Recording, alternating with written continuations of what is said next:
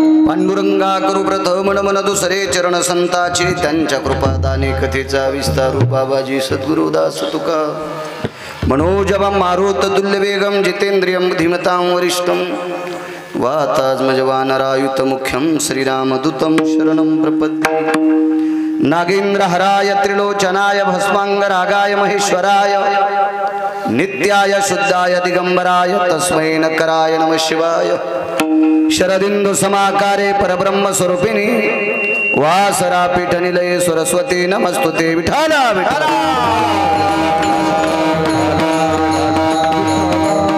अत्तावैवासित पावनाती भासती पंचानन समाना तया श्रोत्याची आचरणी जाना साष्टांग नमन करीत असो वाद्यभूषित पावन तो प्रत्यक्षामरेंद्रा समान तयाची आचरणी जान साष्टांग नमन करीत असो आता गान गंधर्व देवता कोकिल कंठ स्वर आराका जी कीर्तनी वहिवासीत लोका तयाची आचरणी नमन गा मजली सदसो परम विख्यात जो जान ब्रह्मयाचा सुतू नारद जान नाम तितिक्षु तयाची आचरणी नमन गा जेने धर्म जितविलाची बळी तो संभाजी जान नवाळी कावतरला जयाची आकुळी तया छत्रपतीची आचरण कमळी साष्टांग नमन करीत सो विठाला विठाला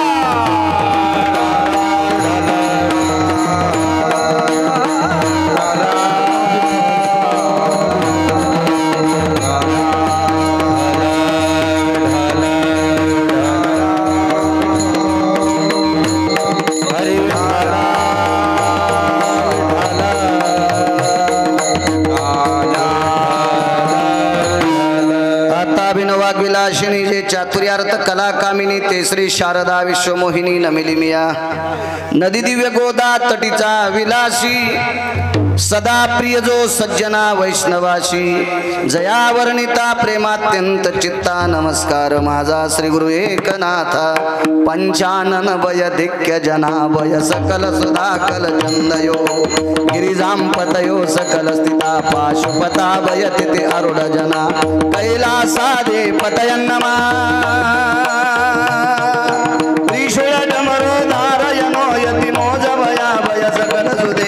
पंचानन भय गिरिजापतय पंचानन भय गिरिजापतय पंचानन भय गिरिजापतय नमः पार्वती पते हर हर हर हर हर महादेव। रामकृष्ण नामे हि दोन्ही साजिरी हृदय मंदिरे स्मराकारे आपुलिया पण करा सोडवन संसार बंधन तोडावे गे। प्रस्तुत प्राप्त प्रसंग निवडलेला अभंग विश्वमान्य विश्वभूषण विश्वाधिकार विश्वप्रिय ज्ञानियांचे राजे योग्यांची माऊली समाधीधन अलंकापूर निवासी माऊली महावैष्णव ज्ञानोबराय नामपर प्रकरण पटून देणारा प्राप्त प्रसंगी निवडलेला अभंग विठाला विठाला प्राप्त प्रसंगी निवडलेला अभंग माझ्या ज्ञानोबरायांचा आहे। या अभंगाद्वारे माऊली महावैष्णव ज्ञानोबराय नामाची महती प्रतिपादित करतात। रामकृष्ण नामे ही दोन्ही साजिरी आनंदीतले मालक या विश्वाची माऊली राम आणि कृष्ण या दोन नावाला साजरेपण ही पदवी बहाल करतात। ही दोन नाव साजरे आपण उगाच म्हणतो आमक्याचं लेकरू सुंदर आहे त्याच्या माईनं ताक द्यावा म्हणून हा चोंबाळेपणा झाला हा लाचारपणा झाला। खर तर एखाद्या व्यक्तीला पदवी देत असताना आपल्याकडे ती बुद्धी नसते उगाच त्यानं प्रसन्न व्हावं म्हणून आपण त्याला चोंबाळतो। पण ज्ञानोबराय राम आणि कृष्ण या दोन नावांना साजरे पण देतात। साजरे हे याची पदवी देतात। राम कृष्ण नामे ही दोन्ही साजिरी गोजरी साजरी सुंदर आहे हे ज्ञानोबराय उपमा देतात। त्या अर्थी ज्ञानोबराय एवढे विद्वान आहेत एवढे विद्वान जसं एखाद्या गोष्टीचा समूह एकत्रित आल्याच्या नंतर आपण सागराची उपमा देतो अरे तो समुद्रासारखा विशाल आहे तसं माऊली महावैष्णव यांचं ज्ञान सागरांची ज्ञानाता ज्ञानाता ज्ञानाता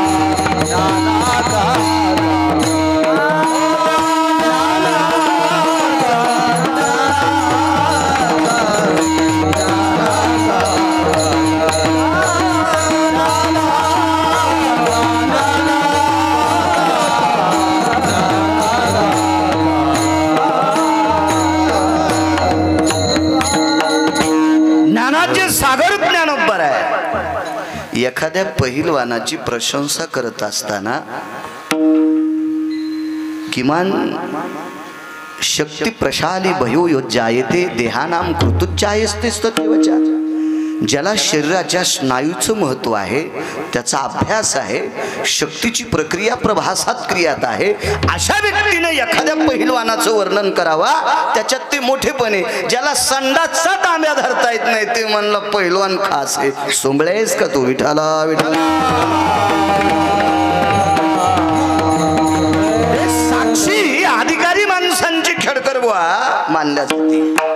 गणिनाथ बुवा येडसर भोळसट किंवा ज्याच्या डोक्यावर परिणाम झालाय किंवा समाज ज्याला मानत नाही किंवा तो त्याला विचाराची प्रणाली त्याची नदीला गेली, अशा व्यक्तीची साक्षात कोर्टात ग्राह्य धरल्या जात नाही. तर वरच्या कोर्टात गाफील माणसाची साक्षी कशी मानल्या जाईल? इथं ज्ञानोबारांचा विचार आहे. ते म्हणतात रामकृष्ण नामे हे दोन्ही साजिरी. एक एक दोन दोन भाषा ज्याला येते ते मावनत कुठे? मला इंग्रजी येते. अरे तो मराठीत कीर्तन कोणी ऐकणं, तर इंग्रजीत कीर्तन अमेरिकेतले ऐकायला पागल आहेत का? तिथं तुला येडा म्हणून हानतीन सुमळ्या.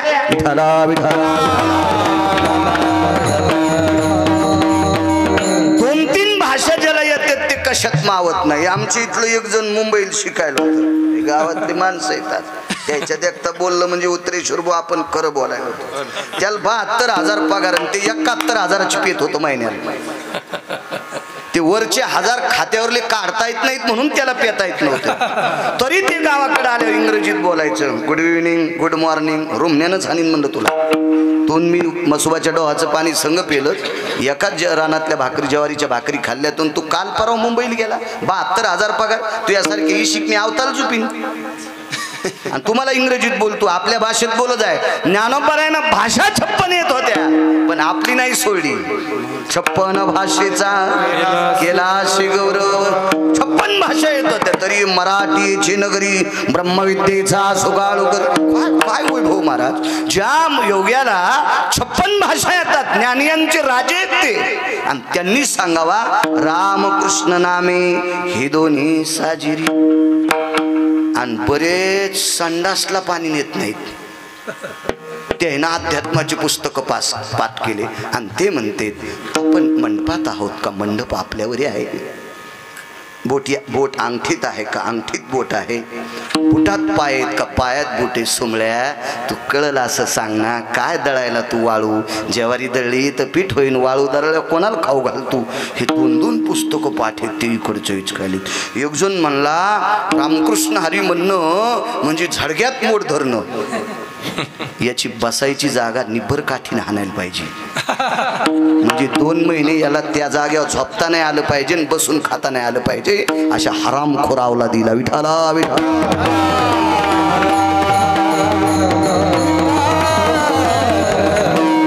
एवढं मोठं वैभव तरी रामकृष्ण नामे हे दोन्ही साजिरी.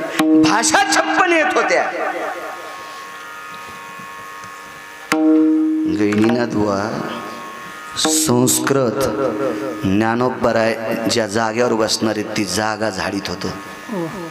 गिवारणो भयस्थिता विद्वत्ता स्तते वचम पांथस्तो स्ततः यत् भयं शुद्धिस्तते वचम. पुराणाचं मत आहे विद्वान माणसाची जागा संस्कृत झाडीती. मग संस्कृत नावाची भाषा ज्ञानोबाराय जिथं बसायची ती जागा साफ करीत होती. मग का त्यांना त्याला महत्व दिलं नाही का? या इंटरनेट जगामध्ये, कलियुगामध्ये, धावत्या युगामध्ये, धकाधकीच्या युगामध्ये बाकीच्या गोष्टी करणं मानवांना शक्य नाही. राम आणि कृष्ण हे साधं सोपं सुलभ साधन आहे. म्हणून ज्ञानोबारायनी राम आणि कृष्ण नावाला महत्व दिलं.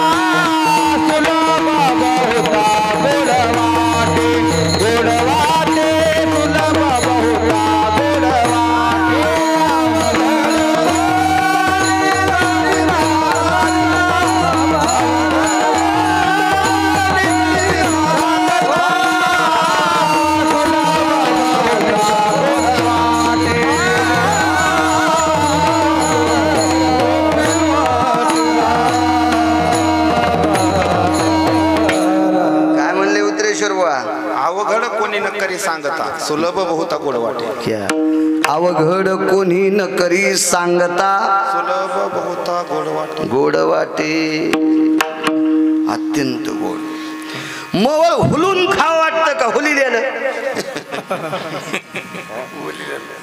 गैनीरथ बा तुमच्यासारख्याच्या गालाल माशी डसल्यावर केवढा गाल होईन वरू ठेवा नी गोरेमान जास्त सुजत असते जास्त आणि कोणाला आवडत मावळाच्या माशा डसून मग मत खावा धुपन्या नसलं धुपन असलं तर लिंबाचा पाला टाका कडू जर धुपन करा माशा उधळून द्या आणि मग ते हाला मग ते बोरील बसलेले काटे 2-3 बाऱ्या टोचत येत मग पुन्हा गाळायचा त्याच्यात पुन्हा पोळीतला आलं नाही पाहिजे त्याला दुसरंच नाव आहे पण इथं म्हणत नाही कीर्तनात मी ऐका नाही त्याच्या पलीकडचा एक भाग असतो ते माशांचे अंडे असतात आणि माशाच्या अंड्याच्या खाली मधाच्या वरी मधला एक भाग असतोय त्याला माशाचा रिकामी जागा म्हणतात हे हुलिनाराला माशा चावून काटे टोचून या सगळ्या गोष्टी करून ते बघायला भेटते आणि आयतामत खाणाऱ्याला ते भेटत नाही मग सुलभ राम आणि कृष्ण नाव हे सुलभ ज्ञानोबारायांनी प्रतिपादित केलं विठाला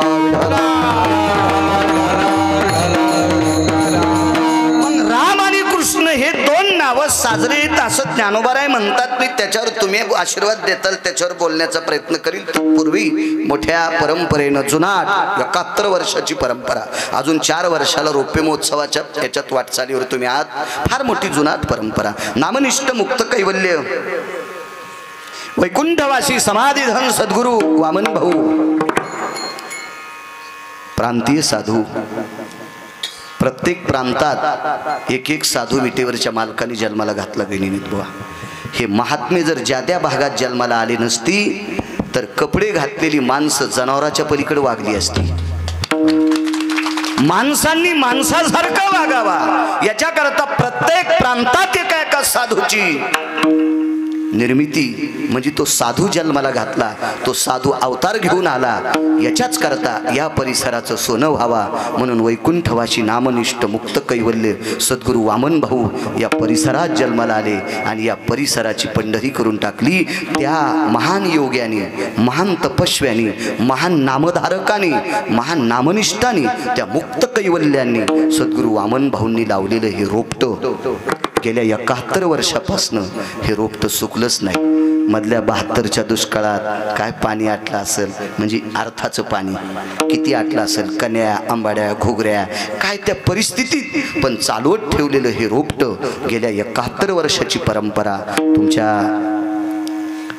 गावाचं नाव आपलं घाटशिळ पारगाव नगरीतल्या लोकांनी ही तेवत पताका हे दीपक हे रोपटं अत्यंत प्रसन्न ठेवलं त्याच्यानंतर मला वाटते कोंडाजी बाबा असे खंडूजी बाबा महान योगीराज ज्या महात्म्याची महाराजांनी सांगितलं जीवनभर एका काठीची सेवा केली पताकाला ती काठी बांधायची त्या काठीला गंध लावल्याशिवाय ज्या महात्म्याने स्नान करून काठीला गंध लावल्याशिवाय पाणी पिलं नाही असे योगी लोक आहेत महाराज हे जे उत्सव चलत असतात का हे पैशावाल्याचे नसतील चलत हो मी लय पैशावाल्याचे श्राद्ध केले जे दारू पिऊन मेले का त्याचे श्राद्ध पण मी केले घरी आल्यावर पाकिटाचा पण वास देशी सारखाच येत होता अशा नालायकाचे पण श्राद्ध केले मी नाही लाच त्याचं वर्णन करावं लागतं नाही करावं तर गाडी ढकलावं का आपण संसारिक येत ना संसारिकाला काही गोष्टी सांभाळावं लागत असतात महाराज अशा हलकाटायचे अशा हराम खोरायचे पण श्राद्ध मी केले आणि ते आम्हाला विचारते आमचे दादा कहा मेले आणि त्यानं लोकांच्या मुंड्या पिळून याला 150 एकर जमीन कमीली तरी बापाला पता नाही याचे दादा कोणी दिवशी वाजले कशात मेले महाराज जी लोक गेल्याच्या नंतर देवस्वरूप झाल्याच्या नंतर ज्यांनी लावलेल्या परंपरा आजही तुमच्या माझ्यासारखी माणसं चालू ठेवतात ही माणसं नसून विटेवरच्या माणसानं पाठवून दिलेली लोक आहेत याची पोच पावती आहे विठाला विठाला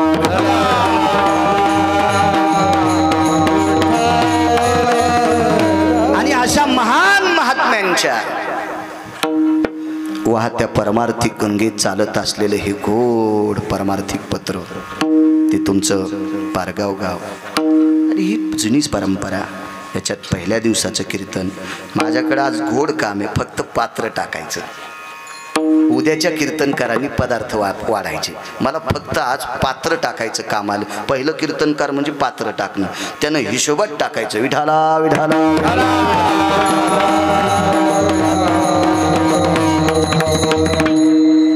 मला वाटतं 2012ला ह्याच परंपरेत मला एकदा तुम्ही फोन केला 2012ला तिथं कीर्तन झालं.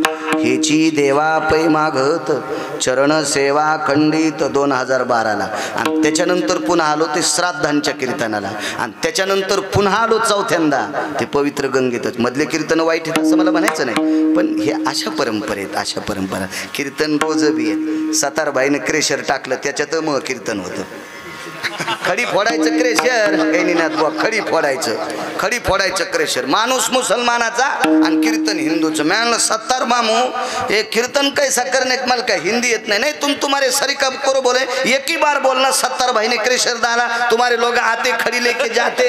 मेरा धंधा हो ना, मेरे को क्या करने का है बोले. तुम्हारा मैं थोड़ी बोल रहा नमाज पढ़ो, तुम्हारे अभंग लेके कीर्तन करो, लेकिन मेरा नाम एक बार लो. पण मी म्हणलं खडी फोडायच्या क्रेशरला अभंगच कोणता घ्यावा. आपल्या संप्रदाय समय जाणार आणावे दगड काढावे खडी बांधावे घर. मग अशा परंपरेत जे कीर्तन असतं का त्याची यादीवरी असते विठाला विठाला.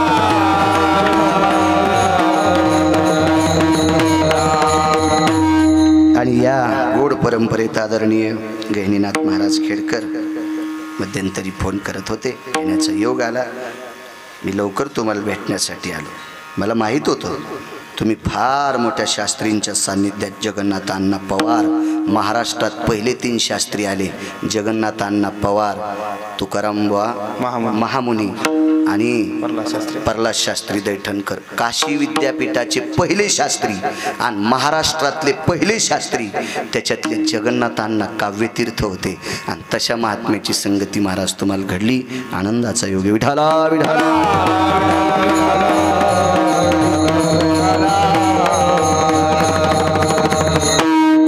उपस्थित मृदंगाचार्य महाराज, पेटीवाले दादा, आमचे प्रमाणजांना खूप पाठेत असे उत्तरेश्वर महाराज जाधव वांगी संस्थान, तसे आमचे कापसे महाराज, तसेच गान सम्राट गान कोकिळा आमचे प्रकाश महाराज नागरे आदी करून ही सर्व फडातली, या वामन भाऊच्या फडातली ही सर्व ज्येष्ठ श्रेष्ठ टाळकरी वारकरी मंडळी आणि पंचकृषीतून आलेला सर्व श्रोतागण भक्तगण सर्वांच्या चरणी नाक घासून प्रणाम करतो. साऊंड सिस्टीमवाले तुम्हाला सुद्धा धन्यवाद. देवानं तुमचं चांगलं चालू द्यावा. विठाला विठाला.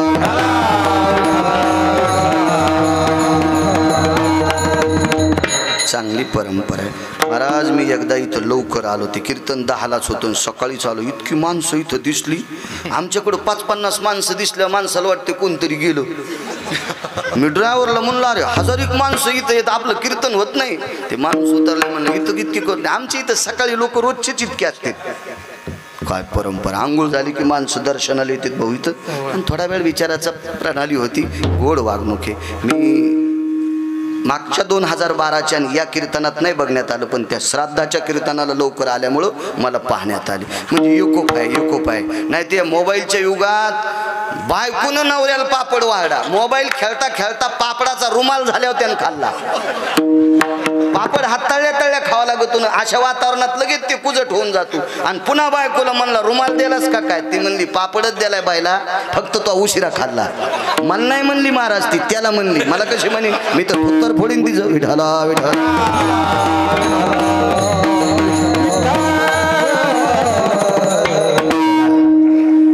तुम्ही एवढी मोठी परंपरा टिकली याच्याकरता तुम्हाला धन्यवाद.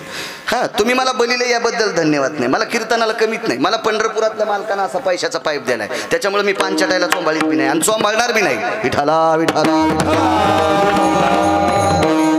आता कोण सप्ते मोठे करतंय त्याला बिलकुल चोंबाळीत नाही. गेल्या 72 वर्षाची परंपरा, 71 वर्षाची परंपरा, त्या दुष्काळात त्या परिस्थितीत महाराज गावात अशी 1-2च लोक असायची की त्याला चपाती खाल भेटायची.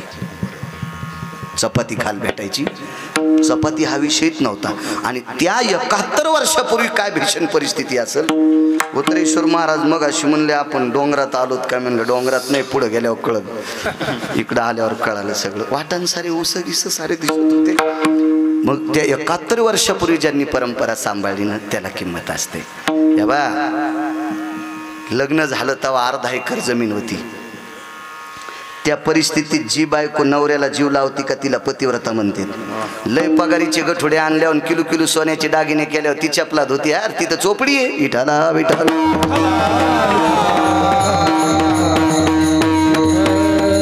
जुन्या परंपरेला किंमत द्यायची म्हणून तुम्हाला द्यावी तितके धन्यवाद. चला माझ्या अभंग चालक मालक संघटना आहे ना, या सप्ताहाचं नाव चालक मालक संघटना. उत्तरेश्वर भाऊ आपल्या परळीकडे एक आहे ना ती बेलंबा, तिथं चालक मालक संघटना आहे. सगळे ऑटो युनियनच, पण तुमच्या सप्ताहाला नाव चालक मालक संघटना. तिथं सगळे ऑटोवाले सप्ताह करतात. परिसरात एक नंबरचा. इथं कोण करते मला माहित नाही, पण याला नाव आहे चालक मालक संघटना. त्या संघटनेला द्यावी तितके धन्यवाद. विठाला राम कृष्ण नामे हे दोन्ही साजिरी. राम आणि कृष्ण हे दोन नाव साजरे. शास्त्राची महती जर गायली, वेदानुकर्म शास्त्रो भयति दभीषणाय यद्धारयन्ति जन्मां प्रसंगे भवतो विशन्ति चत्वारो धारयन्ति मोजसा. वेद आणि शास्त्र सांगते अंशात्मक पंढरपुरातल्या मालकाचे अवतार 24 झाले. असं कर्मकांड सांगते, असं वेद सांगते, असं शास्त्र सांगते. मग कर्मकांडाच्या शास्त्राच्या वेदाच्या महतीनुसार पुराणही सांगते अवतार 24 आहेत, पण हे नंतर सांगतो. मग हे तिन्ही लोकांच्या महतीनुसार अवतार 24 आहेत. हे पंढरपुरातल्या मालकाचेच आहेत. मग त्या मालकाची बदलून बदलून ठेवलेली नावं या 24 नावातले दोनच का वगळले? दोनच वगळले का? तर ते अंशात्मक अवतार आहेत आणि ते अपूर्ण अवतार आहेत. राम आणि कृष्ण हे दोन पूर्ण अवतार. पूर्ण अवतार राम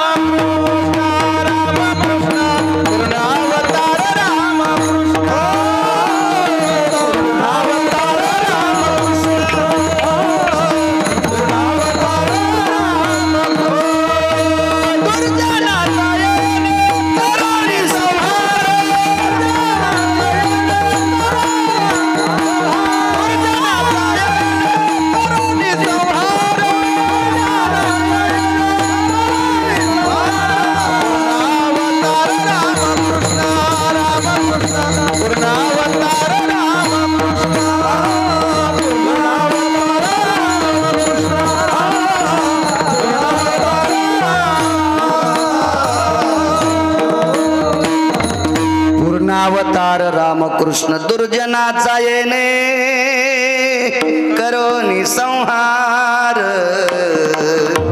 पूर्ण अवतार रामकृष्ण काही अंशात्मक. तो कृतीचा रघुनंदन पाहिला, तो द्वापारीचा द्वयपायन कृष्ण स्थितीला रे.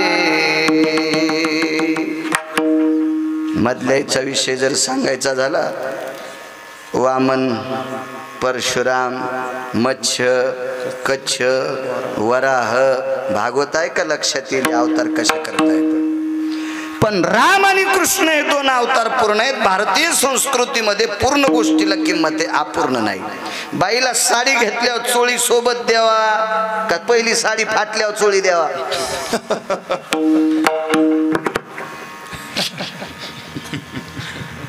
आहेर कसा असतो बाईला? साडी चोळी.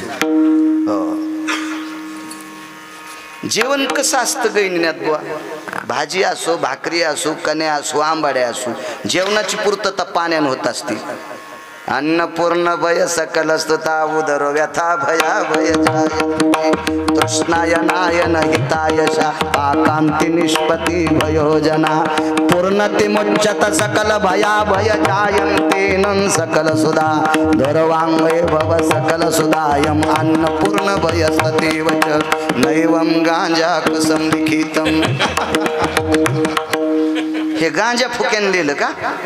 अहो पाण्याशिवाय जेवणच पूर्ण नाही. पुरणपोळ्या केल्या का बाईने? खपक्या वाटीत तूप वाढ. खपकी आमच्या तिकडचा शब्द आहे, म्हणजे मोठ्या वाटीत तूप वाढ. चुरून पोळ्या खाल्ल्या, जीभ बाहेर आली, पाणी. ती म्हणली आमच्या इथं पाणी देत नाही. मेलन ते जाग्यावर. अन्नर पूर्णस्ततेव चा पूर्णं विद्यां जठरानलो तृप्तावसांभय जायते जलम पूर्णस्ततेव चा. शास्त्र आहे त्याच्यासाठी. अहो पाणी नंतर, अहो पात्रातलं पक्वान्न खायच्या अगोदर तर्पण केल्या पडल्याशिवाय खातात ते. पितृतर्पण वेगळं. यतोरान्नर पुरणेर भयज्जायते सर्व स्थितायम सर्व. कधी कधी यजमान जर बोलत असं पाणी फेकायला होतं. चित्रान्नो भयो चित्रदलम चित्र सकल स्थितेषु यतम जलपोघास्ततेवच. हे लय लोकायला पता नाही. एक जणाला विचारलं पाणी काऊन फिरीत येत म्हणला मुंगे आत येऊन म्हणून. याला मेल्यावर चौकात फाल पाहिजे निदान मीठ लावून कुत्र्यान तरी खावा याला. विठाला विठाला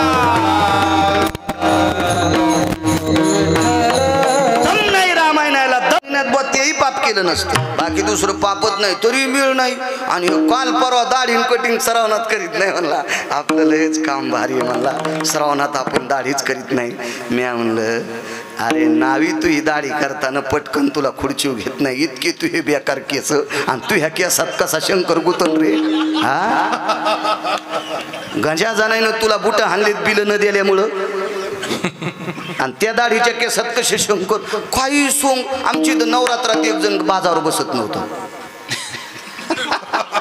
बाजावर बसत नव्हतं. गादीवर बसत नव्हतं. आतुरणाव पोतडन उशीन आईचा पार 9 दिवस तिथं धरणं धरायचं.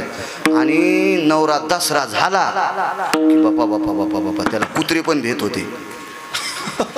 हो म्हणजे चांगलं डुक्कर कुत्र्याच्या हातात येत नाही ते धरीत होतं.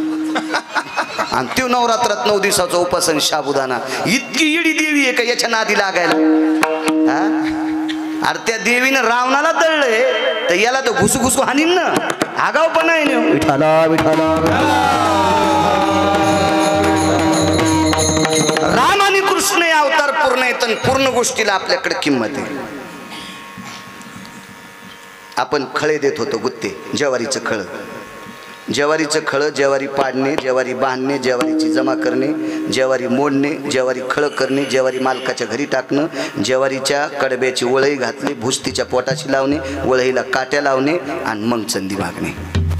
याला म्हणते पूर्ण. पूर्ण अपूर्ण गोष्टीला किंमत नाही. राम आणि कृष्ण अवतार पूर्ण आहेत म्हणून 2च नावं निवडले. राम कृष्ण नामे ही दोन्ही साजिरी. अपूर्ण गोष्टीला किंमत नाही. एक बाई पाण्याला गेली. आड तुमच्या जवळच आता.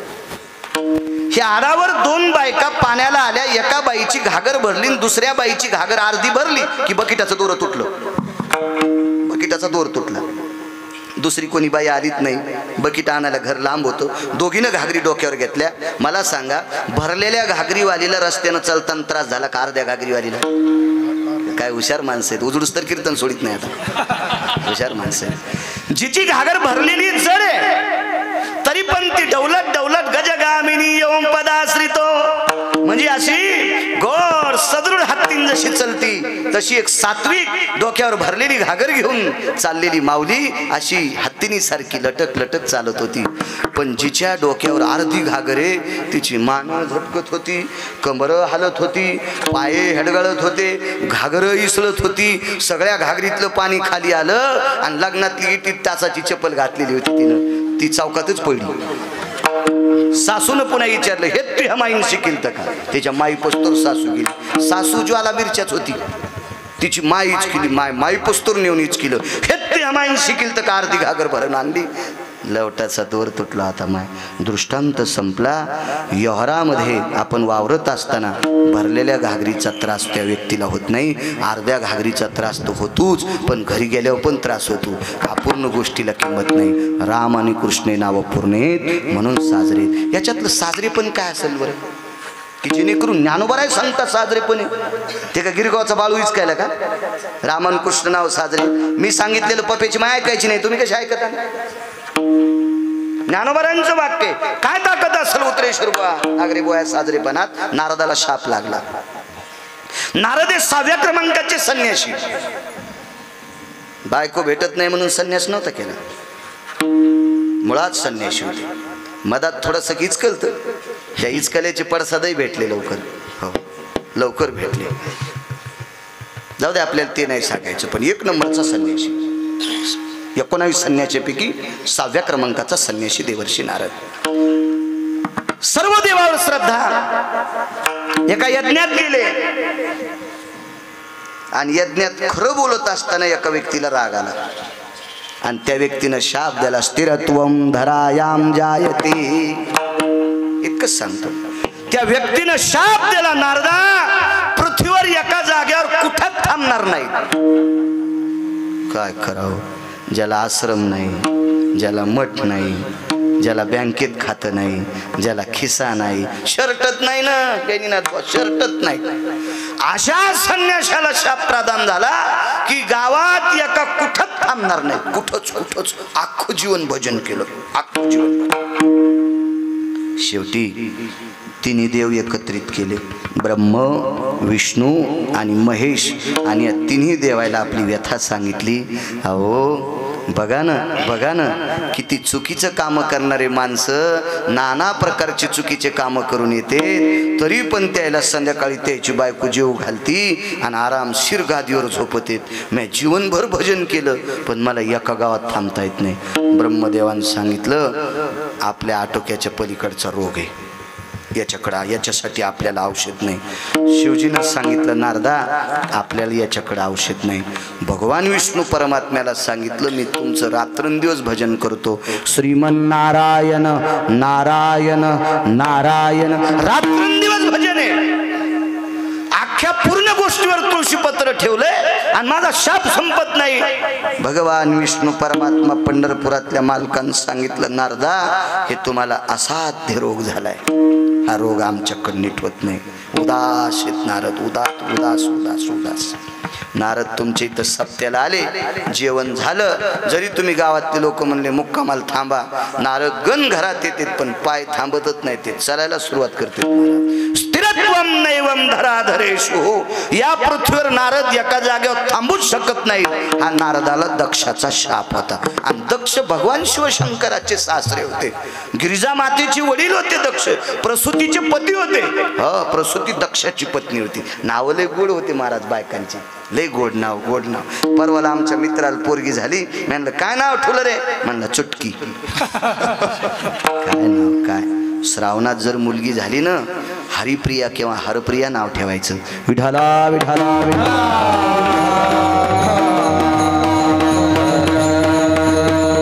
सुंदर नाव त्या काळात, फार इतकी गोड नाव। त्या गोडवत्ता मोजण्यासाठी ब्रह्मदेवाकडे तराजू नाही। भगवान शिवजीच्या सासऱ्याने दिलेला शाप विमोचन होईच ना। एक महात्मा भेटला, त्या महात्म्याचं फक्त नाव सांगत नाही, मी काही महाराज गुत घेतलं नाही, सगळ्या गोळ्या एकखट्या घेतल्यावर रिॲक्शन येत असते। म्हणून तुम्ही घरी गेल्यावर पाहा, मोठाले मोबाईल आहेत राजू तुम्हाला, तुम्ही कोणाकोणाचं इचकायले मला चेहरा पाहिल्याच कळत, असे बोट कोणाकोणाच्या नावाने इचकायले। कधी कधी देवाचं इचकी जाण, देव तुमचं चांगलं करीन। हा 2-2 वाजूस तर इचकायले, 2-2 वाजूस तर, आणि पहाटे बायकोला म्हणतो किती वाजले, ते म्हणलं 10:30, 2-2 वाजूस तरी इचकायला। ह्या मोबाईलला चांगले, आता मग नशीब खोटे, मला साधा मोबाईल आहे, माझ्याकडे पैशाला कमी नाही, गळ्यात शपथले मोठे पैसे, माणसानं काऊन खोटं बोलायचं। बाबा गावरान तू पण चपाती खाल्ल्या, एक जणांनी विचारलं काय खाल्लं, म्हणला कुटके खाल्ले, सकाळच्या 9ला 9 म्हशी मेल्या। देव म्हणला गावरान तू पण चपाती खाल्ली आणि कुटके खाल्लं, म्हणलं मला देवान दिलं, मी कशाला म्हणून मी भिकारी म्हणून अद्याप नाही आहे, मी घेईन मोबाईल सोन्याचा, पण 90 वर्ष लुगडं घातलं, आता म्हातारपणी गाऊन कशाला घालू, आहे का नाही, आपलं मरायचं। विठाला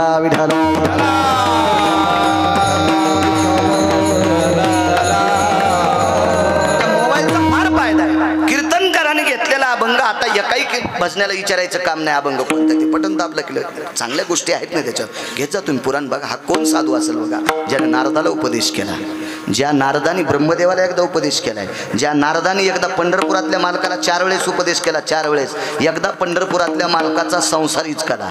आईसाहेब खाली आल्या आणि भगवंत वरी, तर नारदाला सांगणारी 2च लोक होते, देवाला सांगणारी 2च लोक होते, चुकून बोललं, एक नारद आणि एक श्रीमद भागवताची फार मोठी महती, जिला गोपी म्हणतात, जिला राधा म्हणतात। राधा आणि नारद देवाचा द्वापार युगाच्या अगोदर सुरुवात शेवटच्या टप्प्यात प्रपंच विचकाला, आईसाहेब मृत्यूलोकात आल्या दिंडीरवनात, भगवंत वैकुंठात होते, तर राधेनं आणि नारदासारख्या महान संन्याशानं समजून सांगितलं, मोठ्या माणसाला मोठेपण जर जोपासायचं असेल तर 2 पावलं मोठ्या माणसानं वापस सरकलं पाहिजे। वापस सरकलं पाहिजे.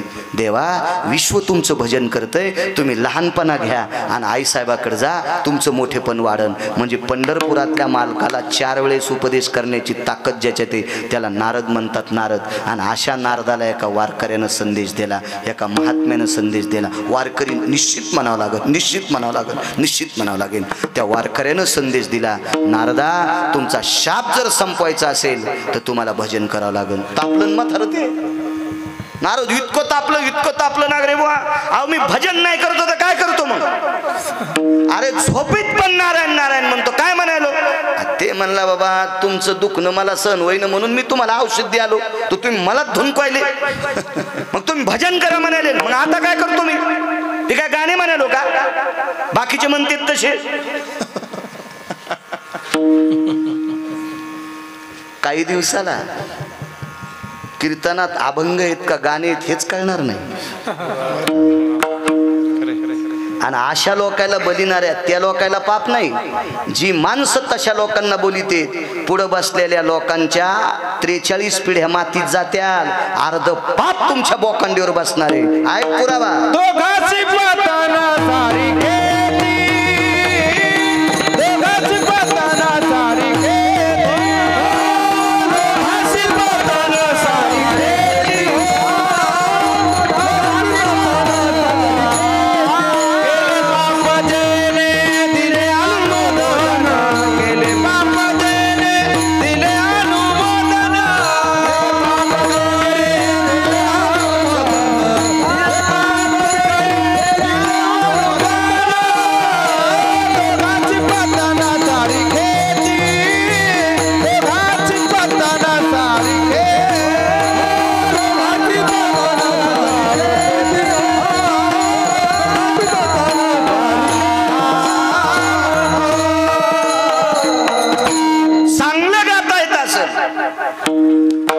दारू पेत असेल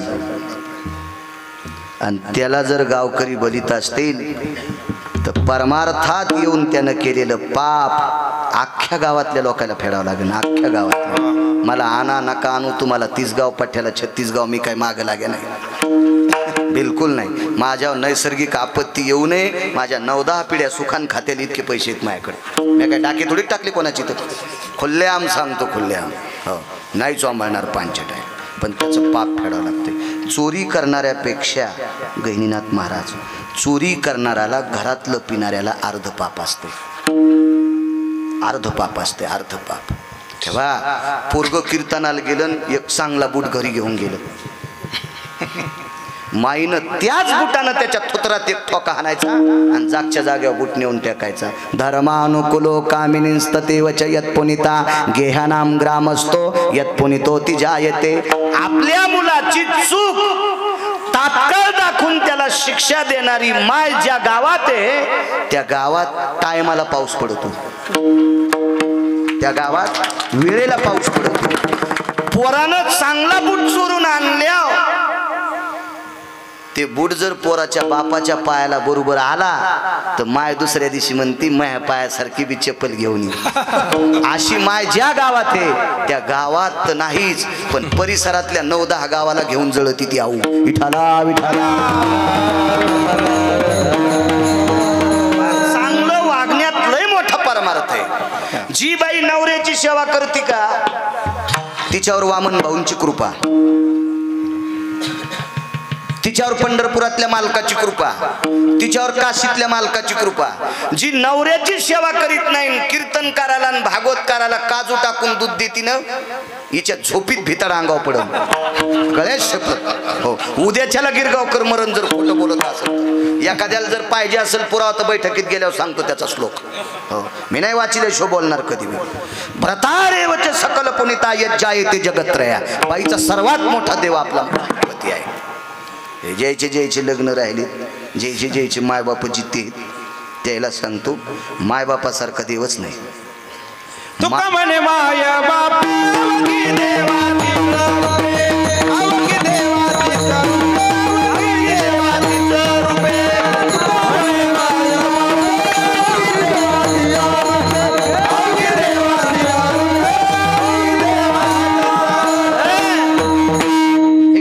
वाक्य आहे का? सगळ्यात मोठी सेवा आई वडिलांची, तितकं पुण्यच कशात. म्हणून तो पंढरपुरातला उभा राहिलाय. 28 युग झाले, आपल्याला 2-3च युग माहीत असतील. क्रतायुग, त्रेतायुग, द्वापार युग, कलियुग. मागचे कोणी सांगायचे? ताम्रद युगम बयाजी तिथि मगध बयात युग जनो काल भेद भय विन्मख जन संख्य प्रणावय उच्चतय कलसूत्री भय सकल सुदानाम छंत युग भय जायन्ते कृतांत्रेता द्वापार कृतांत्रेता द्वापारे कलिम अधिष्ठित लोक जनो कलिम अधिष्ठित लोक जनो कलिम अधिष्ठित लोक. मागचे युग आहे ताम्रदो युगो भयोती जाया. 28 युगापासून उभा फक्त आई वडिलाची सेवा करण्यात इतकी ताकद आहे, इतकी ताकद फार मोठी. चला, नारदाला सांगितलं भजन करा. मग काय करायलो आता मी? हे काय गाणे म्हणायलो का? समोरचा व्यक्ती वारकरी आहे, साधक आहे. त्या व्यक्तीला विचारलं, तुम्हाला वाटत नाही मी भजन करतो? डोळ्यातून पाणी आलं पुढच्याच्या व्यक्तीचं. तुमच्या भजनाला प्रणाम आहे. तुम्ही रात्रंदिवस भजन करता म्हणून मला कळकळ आली. आणि जिव्हाळा, कळकळ, तळमळ फक्त वैष्णवातच असते बरं का, हो बाकीच्यात नाही. हृदय कळवळा वैष्णवा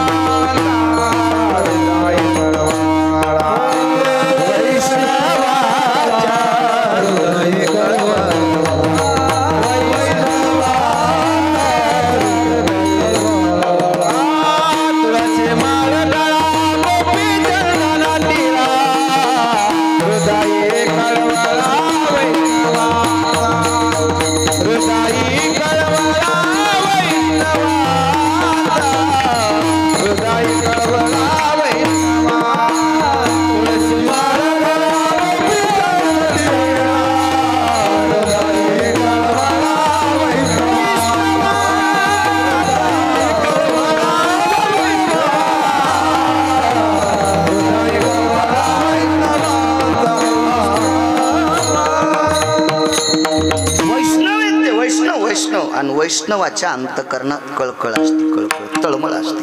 म्हणून मी पाय धरतो दादा.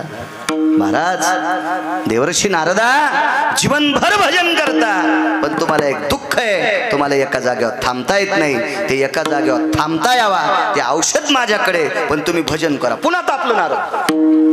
डोकं खराब झाले म्हणे म्हाताऱ्याचं.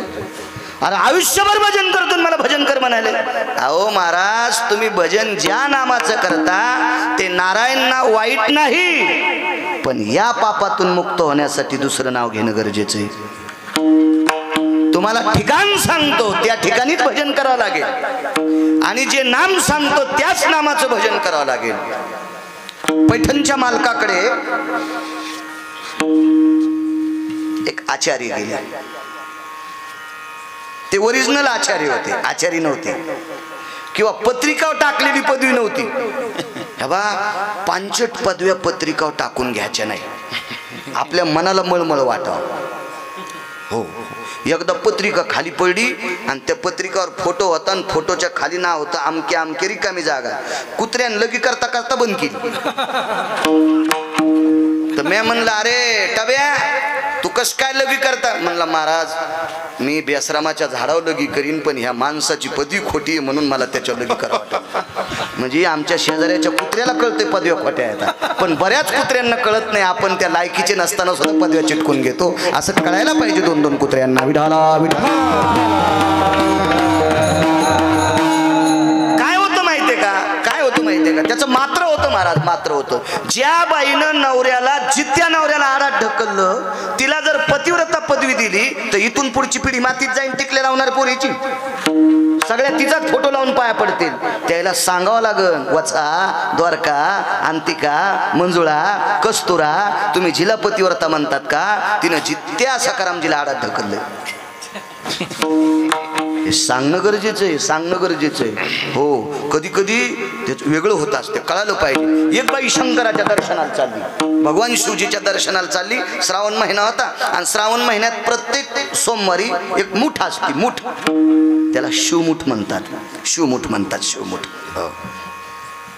तर ती शिवमुठ असती तर ती बाई दर्शनाला चालली होती. मंदिराचे संस्थापक अध्यक्ष संन्याशी होते आणि ते एका दगडावर बसलेले होते. त्या संन्याशानं तिच्याकडे पाहिलं तर त्या संन्याशाचं अंतकरण पाकळलं, कारण बाई कमी वयाची होती आणि कमी वयात तिचं कपाळ पांढरं होतं. त्या आरती कपाळावर कुंकू नव्हतं, गळ्यामध्ये पोत होती काळी. याच्यानं लक्षात आलं लग्न झाले पण मालक जात राहिले, कळकळ वाटली. पण काय करावं, त्या संन्याशाच्या लक्षात आलं आता कोणती बाई मंदिरात आधी देवाचं दर्शन घ्यायची आणि जाताना महाराजाच्या पाया पडायची, मग महाराज आशीर्वाद द्यायचे. पण बाई वापस आल्या महाराजाच्या लक्षातच येईन आशीर्वाद काय द्यावा. सौभाग्यवती म्हणावा का विधवा म्हणावा, त्या दिवशी शिवमुठ होती मसुराच्या डाळीची. शिवमुठ होती मसुराच्या डाळीची आणि मसुराची डाळ रंगाने ही केसरी रंगाची असती आणि तिच्या ती मसुराची डाळ महादेवाला अर्पण केली आणि हिनं डोकं टेकून दर्शन घेतल्यावर 7-8 डाळील्या कपाळाला चिटकल्या, त्या गोलगोल आकाराच्या चिटकल्या. जाताना विधवा होती आणि येताना सौभाग्य होती. संभ्रमो भयस्थिती कालिदासाचे 6 श्लोक आले पण म्हणत नाही, वेळ जातो त्याच्यात. मग अशा काही काही गोष्टी झाकल्या ना बाकीच्याला पंचायत होत असती महाराज. म्हणून खोटाडपण अंगाला कधी चिटकून घ्यायचं नाही. गौरावयासाठी स्वामी सेवेची कसोटी. आपल्याला जर पदवी लावून घ्यायची असेल तर त्या कसोटीत पाठ असलं पाहिजे. खोटाडपणा झाकायचाच नाही महाराज. झाकला की घाण होती. एका बाईने मला दूध घ्यायला बोललं, मी घेत नाही पण त्याने बोललं. ते म्हणले महाराज दूध घ्या. म्हणलं मी काय बोक्या नाही बाबा, मी लहानपणी दूध पिलंय. कारण दूध पिणारी माणसं सगळ्या चहा पिणाऱ्याची काशी करतात. कारण आणलेलं असते 2 कप, याला एकट्याला 1 कप दिल्यावर 14 जणात कप भर आहे का नाही. ते किर्लोस्करींनाच ऐकलंच ना जळालेलं, ते का चहा धड होत असतो का. म्हणे यावा दुसऱ्याची काशी होईना असं वागलं नाही पाहिजे. घरी माणसानं तांबर दूध प्यावा आणि बाहेर आल्यावर जसं आहे तसं राहावं, त्याची प्रतिष्ठा वाढत असते. घरी बायकोनं जे वाढत ते खातो रूम न्या आणि बाहेर म्हणतो हा बापरे काजू असल्यावर शेंगदाणे विचारायला, काजू वाड्यावर शेंगदाणे विचारित असते होय. अहो अंजीर वाड्यावर एक जण म्हणला तुमच्या घरात उमराचं झाड आहे कवा पिकणार आहेत. अरे अंजीर खाला आणि बांगाने उमर कशाला इचकायला, तू अशी किळपट माणसं असतात काही काही. त्या बाईन मला दूध घ्यायला बोललं. ते म्हणलं बाई मी काय दूध घेत नाही. महाराज तुम्हाला म्हैस शपथ आहे, तुमचे सगळे माणसं घेऊन दूध प्यायला या. अरे म्हणलं भजने माणसे चला आपण गेलो. त्या बाईनं दारात रांगोळ काढली पण योगायोग असा आला काही गोष्टी झाकायच्या नाही, झाकले की विचित्र होते. त्या बाईनं दारात रांगोळ काढली. मी जायच्या आधी 10च मिनिटानं त्या रांगोळीवर कुत्र्यानं संडास केली. बाईने इतक्या सायसन रांगोळ काढली आणि त्याच्यावर कुत्र्यानं संडास केली. ते नवऱ्याला सांगितलं होय व इतकी काढा ना. ते म्हणलं व्हिडिओस का काय, महाराजासाठी रांगोळ काढली कुत्रं हागल्यावर मला काढायला लावायली, तू कुत्र्यासारखी सडशील ना. असं नाही म्हणला ते, कारण ती उचकानी होती ना. कोणाकोणाच्या बायका उचकाने आहेत मला चेहरा पाहिल्या कळत आहे. तुम्ही उगाच सोंग आणू नका. उतरंडीत कोणाच्या बायका गुच्छे देतात. जर तुम्हाला परीक्षात पाहिजे असली तर घेऊ की एकाचं नाव काय मायली हो म्हणायला विठाला विठाला. आणि कोण कोण बाई मालकाला त्रास देते. तुम्ही 6 जणी उठा बरं, उठाच तुम्ही उठा माग पाहूत नका. कोण मंत्री नाही आला, तुम्ही 6 जणी उठा. पिना पाडाय तुम्ही नवऱ्याचा. काय कीर्तनात बसतात पोहा माया पुढं. गैनीनाथ भाऊ मरायचे हो ते, जाऊ द्या एवढ्या सप्त्यात तुम्हाला माप मरायचे. हापकाल त्या सगळ्याला वाटू लागलं 6 जणी कोणत्या आहेत त्या. पुन्हा तुम्हाला म्हणल्या असत्या गैनीनाथ भाऊ ह्या मेलेला आपल्या गावात कवाच आणू नका. मला ते काहीच कळत नाही द्वारकाबाई, तुम्ही ताणच घेऊ नका. विठाला विठाला.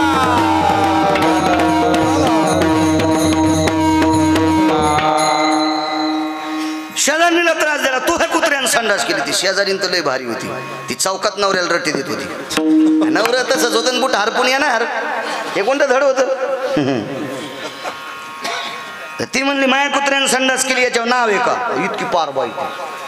मग ही बाई मागं परसात गेली, टोपलंभर माती आणली त्याच्यावर झाकली.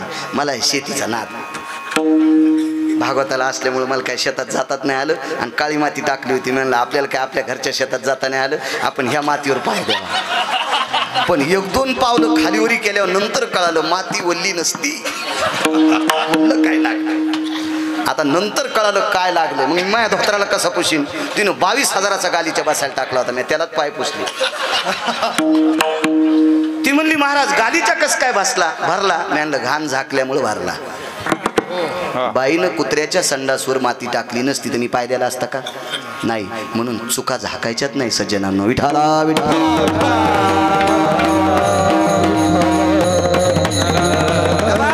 चूक झाकली रे झाकली की त्याची दुर्गंधी पितरापर्यंत जाते महाराज, पितरापर्यंत. रावणासारखा विद्वान कर्मकांडात एकही व्यक्ती नाही, पण एकच चूक केली महाराज. ब्रह्मदेवापासून त्याची लहळ पसली. इतकी विचित्र वारकरी संप्रदायात गणना नाही त्याची. इतकी चूक इतकी भीषण असती की ती विचारता सोय नाही. 500 लिटर दूध आहे, पण चुकून भाजीत मीठ टाकताना बोटाला चिटकलेलं मिठाचं बोट दुधात घातलं, तितकं दुधाचे खवडे होऊन गेले. चूक इतकी बेकार आहे.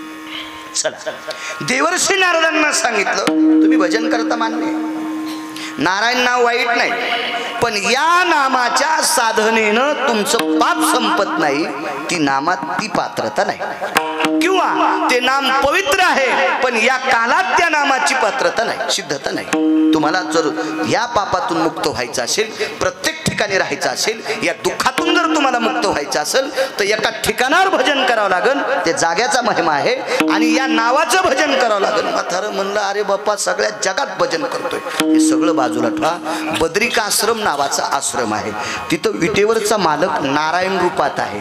बद्री नारायण चतुर्भुजो आयुधायती पूर्णेषु बद्रिकाश्रम भयस्ततेहा यतोर्पुनितय भयसुधायति यतो जायन्ते कृतुंजना भगदजि भयतति सुदजति काल नारायणोति छन्दजनो छन्दर परवेशि सकल सुधाय बद्रिकाश्रमो भयंजना नाम्नेर्भयतति नारायणो नाम्नेर्भयतति नारायणो नाम्नेर्भयतति नारायण. तो पूजा करत असताना असं ते म्हणत होते भूदेव, मी 6-10 किलो मला पाठ होते. मला गाणे तर लय पाठ आहेत. मला ऊसाच्या ट्रॅक्टरवाल्यामुळे गाणी पाठ झाली. यायला असं वाटते बाकीची जनता बहिरीची. इतक्या जोरात आवाज, इतक्या जोरात. इथं ट्रॅक्टर चाललं ना तर खरवंडीला आवाज जातोय गाण्याचा. नाही आवाज मोठा करीनच, त्याबद्दल दुमत नाही, पण शेतकऱ्याचं ट्रॅक्टरचं मुंडकं कारखान्यात गेलं, ट्राली मागच पडली. याचं पाप ट्रॅक्टरच्या ड्रायव्हरला 42 पिढ्या फेडावं लागेल. जो ट्रॅक्टरचा ड्रायव्हर शेतकऱ्याचा ऊस एक बी ऊस न सांडिता कारखान्यात नेतो, त्या ट्रॅक्टरच्या ड्रायव्हरच्या कुळात 3ऱ्या पिढीला तहसीलदार जन्माला येतो. पण जो ट्रॅक्टरचा ड्रायव्हर गाण्याच्या नादात जाणून बुजून ट्रॅक्टरच्या टाऱ्या पलट्या करीन, त्याच्या 42 पिढ्या दुसऱ्याचे टायरच पंक्चर काढतील. विठाला विठाला.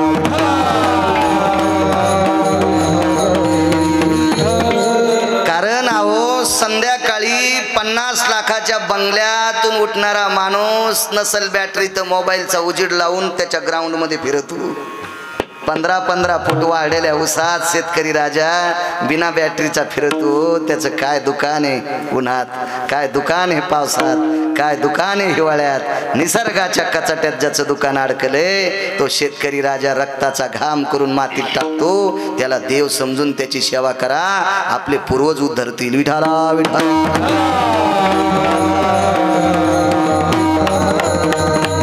बद्रिकाश्रम नावाचं ठिकाण आहे. तिथे पंढरपुरातला मालक नारायण स्वरूपात आहे आणि त्या ठिकाणी रामकृष्ण नामाचं भजन करा. नारद म्हणले राम विष्णू, कृष्ण विष्णू आणि नारायण विष्णू. मग याच्यात बदल काय? तर त्या वारकऱ्यानं सांगितलं, मी वारकरी याच्याकरता म्हणतो बरं, वारकरी याच्याकरता म्हणतोय मी, त्यानं रामकृष्ण नामाची महती सांगितली म्हणून वारकरी. वारकरी संप्रदायाची खरी स्थापना केली ओरिजिनल ते शिवजीनं. एका जनार्दनी वैष्णव शिरोमणी महादेव. पैठण मधले मालक सांगतात की भगवान शिवजीनं वारकरी संप्रदायाची स्थापना केली आणि भगवान शिवजीचं भजन करणारा तो साधू आहे. त्या साधूला शिवजीकडनं कळालं रामकृष्ण नामात ताकद किती मोठी आहे. मग नारदाला सांगितलं रामकृष्ण नामाचं भजन करा आणि बद्रिकाश्रमला करा. 3ऱ्या दिवशी नारदाचा शाप संपला. 3ऱ्या दिवशी रामकृष्ण नामाच्या भजनानं, बद्रिकाश्रमातल्या अधिष्ठानानं, रामकृष्ण नामाच्या भक्तीच्या शक्तीने नारदाचा शाप संपला आणि गैनीनाथ बुवा नारद प्रत्येक ठिकाणी मुक्काम करू लागले भजनाच्या ठिकाणी. मग नारदाचा शाप संपवायची ताकद कोणातच नव्हती, ती फक्त रामकृष्ण नामात होती. म्हणून रामकृष्ण नाम 6व्या क्रमांकाच्या संन्याशाचा शाप शकत नाहीत, जिथं शंकर संपू शकत नाहीत, जिथं ब्रह्मदेव संपू शकत नाहीत, जिथं 4 ब्रह्मवेत्ते संपू शकत नाहीत, ही ज्या रामकृष्ण नामात ताकद आहे. म्हणून ज्ञानोबा राय म्हणले रामकृष्ण नामी